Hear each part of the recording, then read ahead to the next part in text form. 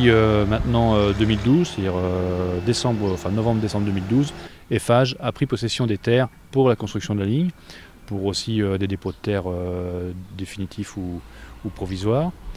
Et là, on a un certain nombre de difficultés avec Eiffage et avec la construction de la ligne, puisque les premières difficultés qu'on a eues, c'est le broyage la destruction des bois et le broyage des bois qui ont eu lieu cet hiver.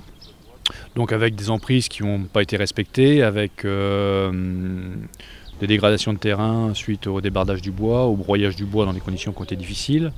On a eu des clôtures arrachées qui n'ont pas forcément toujours été reconstruites. Bon, donc les premières difficultés ont commencé là. On a des drainages qui ont été coupés. On a vu tout à l'heure des drainages qui sont aujourd'hui en train de s'engorger avec des limons. Aujourd'hui, les discussions avec Eiffage sont toujours un peu difficiles, c'est-à-dire qu'on fait bien les constats, on remonte l'information, on a des gens sur le terrain qui comprennent, qui voient, qui constatent.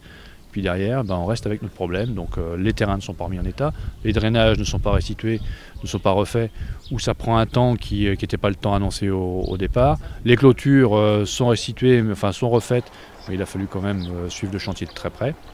Et puis aujourd'hui, pour ce qui est de la construction de la ligne proprement dite, on a malgré tout à faire quelque chose qui n'est pas normal, c'est un suivi du chantier.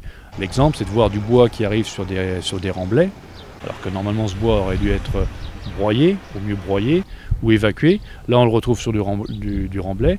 On voit de la terre végétale qui normalement doit être mise de côté. Alors par moment elle est mise de côté, le travail est bien fait. Quelquefois, parce qu'une nouvelle équipe arrive, parce que c'est pas tout à fait le même segment de chantier, on a des gens qui ne respectent plus les cahiers des charges. Donc à chaque fois c'est un suivi de chantier, à chaque fois c'est beaucoup de difficultés, beaucoup de discussions.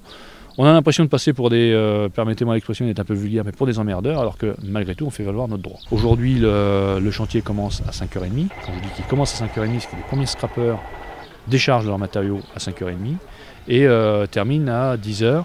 Certains bulles terminent à 22h, 22h30. Donc on a pendant une grosse journée, un bruit permanent qui est difficilement supportable sur des périodes assez longues.